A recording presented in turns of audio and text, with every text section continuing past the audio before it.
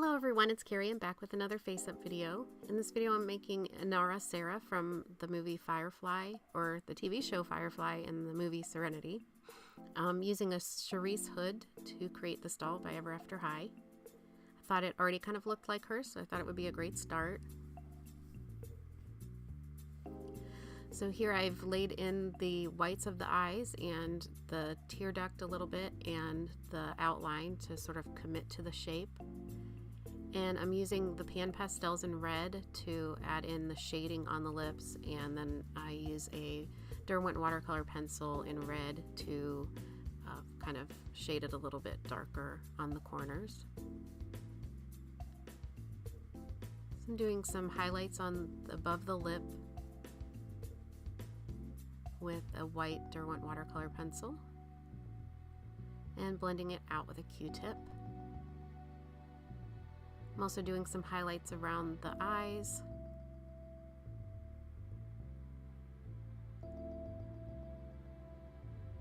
And doing some shading with this sort of dark brown color.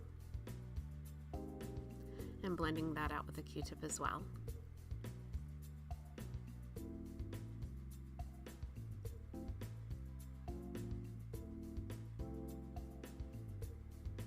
So I'm trying to do some shaping around the nose and to sort of bring out the eye sockets. And I'm mainly using this darker brown color for everything, but also doing some black for around the corners of the eyes.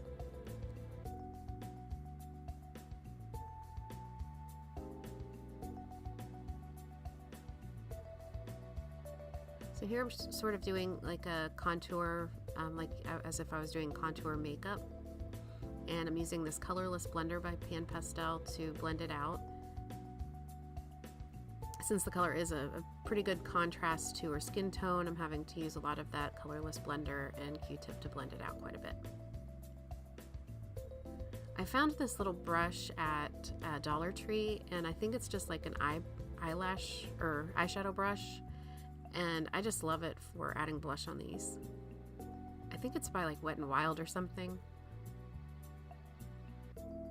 But the bristles are really soft and it works well for that.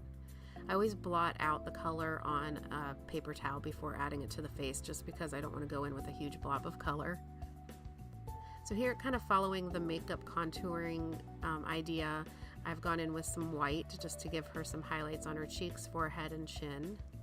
And it's just kind of bringing out her face shape a little bit better. And I blend that out with the colorless blender and a Q-tip and adding a little bit more blush back.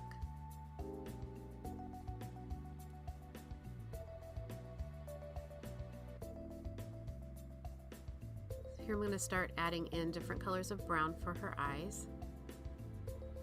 And I'm kind of alternating between Faber Castell, Derwent, and the Caran d'Ache Museum Aquarelle,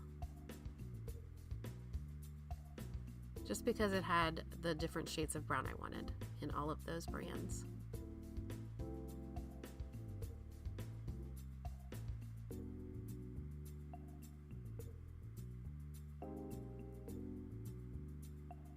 So sometimes it looks like a line or a shape looks fine the way it is, and you see me add more and more color or shading or whatnot. I'm doing that because after adding the sealer, everything sort of fades a little bit. So you have to add multiple layers of each color just to maintain that sharpness.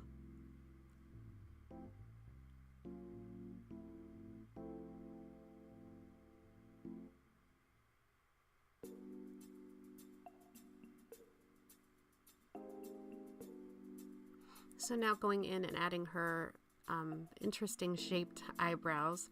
She has eyebrows that go down deep into the center of her forehead and are a little bit thicker there and then go out very thin on the edges.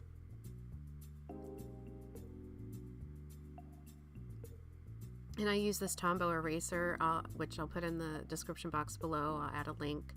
It's a very tiny little like micro eraser, and it works really well for shaping little areas like this. And I'm using a clean brush to brush away the little eraser shavings and any debris. So I'm just adding a few more details. I'll go in with the lower lashes and add some highlights in the eyes with some acrylic paint, with some white acrylic paint.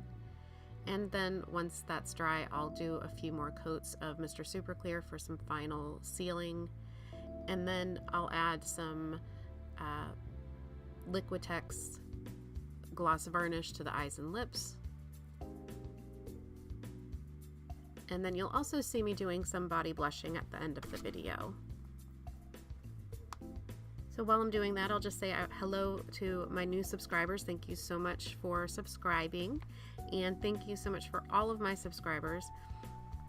I really appreciate all of the subscribes and likes and everything. So if you do like this video, I'd love it if you gave it a thumbs up, or if you disliked the video, give it a thumbs down. Either way, it's great for you to have you here, and really appreciate you watching.